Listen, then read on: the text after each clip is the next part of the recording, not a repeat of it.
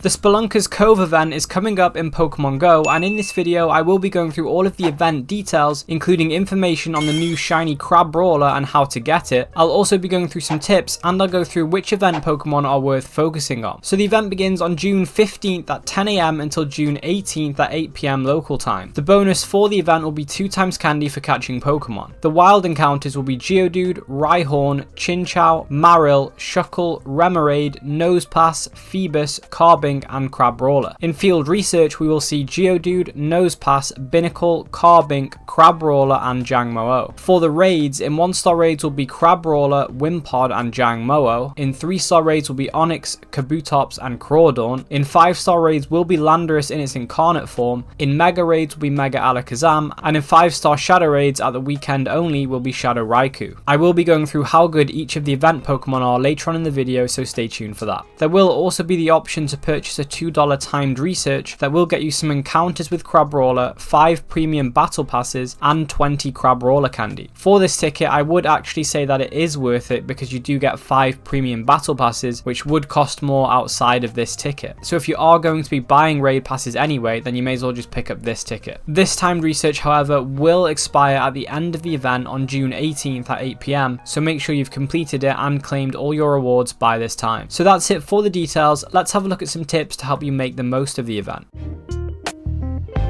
So with the 2 times catcher XP bonus, this event will be a great time to grind catches to build XP if you need it. It's worth using lucky eggs if you are in areas where there are a lot of Pokemon spawns, and I definitely recommend quick catching as many as you can in the time limit of your lucky egg. If you happen to have the resources, you could always use Origin Dialga's Roar of Time Adventure effect to pause the timer on your lucky eggs to extend the timer. If not, alternatively, you could use Origin Palkia's Spatial Rend Adventure effect to expand the encounter radius and allow you to catch more Pokemon and therefore get more XP. If you're looking to maximize candy for the event, I do recommend stocking up on Pinap Berries, and you could also Mega Evolve a Pokemon that is the same type as the Pokemon that you're catching, because then you'll be able to get more candy, Candy XL, and XP per catch. There are 2 main types of Pokemon spawning during this event. Firstly, we do have a few rock types spawning, so if you want to get bonuses for catching these types, you can Mega Evolve Aerodactyl, Tyranitar, or Diancie. There are also a few water type Pokemon spawning, and to get bonuses for these, you could Mega Evolve Blastoise, Slowbro, Gyarados, Swampert, or revert Kyogre. For the most coverage though, I would consider Mega Evolving Swampert because it will cover 6 out of 9 of the wild spawns with its water and ground typing. Remember, it is a good idea to try to Mega Evolve a Pokemon that is at the max Mega level because you will get more candy, Candy XL, and XP for doing so. With all of the rock type and water type Pokemon spawning for this event, this will be a great chance to work on your Platinum Hiker and Swimmer medals. So with all of that said, how good are the event featured Pokemon?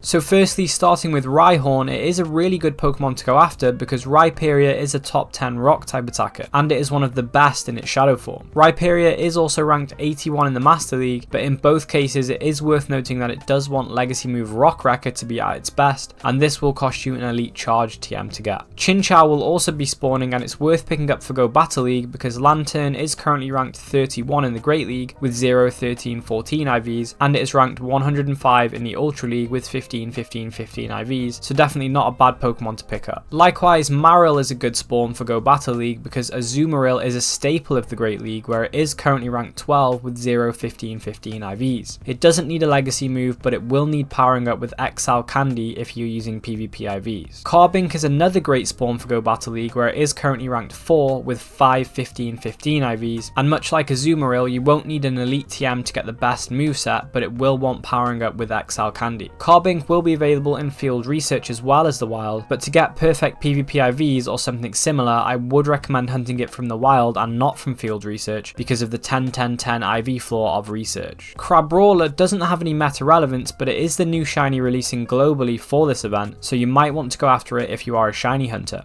Remember, to evolve into Crabominable, you do need to evolve Crabrawler when you're near a Glacial Lure module. Wimpod will be available in 1-star raids, and Galizapod is relevant in Go Battle League where it is currently ranked 107 in the Ultra League with 114-15 IVs, and is ranked 73 in the Master League. Jangmo-o will also be available, and this Pokemon is a great one to go after for Go Battle League. Hakama-o is currently ranked 32 in the Great League with 0-13-15 IVs, and Como-o is ranked 47 in the Great League with 0-14-14 IVs. Como-o is also ranked 72 in the Ultra League with 0-11-14 IVs, and it's ranked 54 in the Master League, so generally it is usable in all three of the main Go Battle Leagues. However, with the 10-10-10 IV floor of raids and research, I would recommend doing mirror trades with someone to get lower attack IVs, or you could just wait till it is in the wild in the future. And in fact, Jangmo-o will be a featured spawn in the Shining Day habitat for the Global Go Fest that is taking place on July 13th and 14th, so it might be worth waiting till then to try and get a Great League and Ultra League Hakama-o or Como-o. Plus, Shiny Jangmo-o will be released at the start of Global Go Fest, so that's even more reason to hunt it then. If you do want to know more about the Global Go Fest and the in-person events, I do have a video where I explain it all simply because it can be quite confusing with the 4 events going on, so feel free to check that out if you want to. For the 3-star raids, we have Onyx, and its evolution Steelix is decent in Great League, where it is currently ranked 40 with 0-14-15 IVs. It's also ranked 35 in the Ultra League with 2-15-15 IVs, so going for Onyx is a pretty good option for Go Battle League, but again, with the IV floor from raids, mirror trading could be useful here. Kabutops will be in raids, and whilst it doesn't have any meta relevance, it is worth catching if you need Kabuto for the Let's Go Meltan special research, because it does count as Kabuto core. And for the 5-star raids, Landorus Incarnate will be available, and it is currently ranked 49 in the Master League, and it is a decent ground type attacker. However, in both cases it does lose out to the Therian form, but it will improve in the future when it eventually gets access to legacy move Sandsear Storm. In Mega raids, Mega Alakazam could be worth going after because it is a top Psychic type attacker, and it's the best Psychic type Mega until Mega Mewtwo releases, which could be a while off yet. And lastly, if you can get an in-person raid team together, I would recommend trying to raid Shadow Raikou because it is currently the best electric type raid attacker in the game, and it is ranked 92 in the Master League. Remember to use 8 purified gems on Raikou as soon as it becomes enraged so you can subdue it to make it a lot easier to beat. You can get purified gems by combining 4 shadow shards that you can obtain from Team Go Rocket Grunts, Leaders, Giovanni, and from completing shadow raids. And remember, you can only use 5 purified gems yourself, so despite being able to hold more in your inventory, you will need another person to use some purified gems as well to fully subdue it. So with that said, if you do want to know what are the best Pokemon to power up in Pokemon Go for raid attacking and for Go Battle League, I recommend checking out this video next.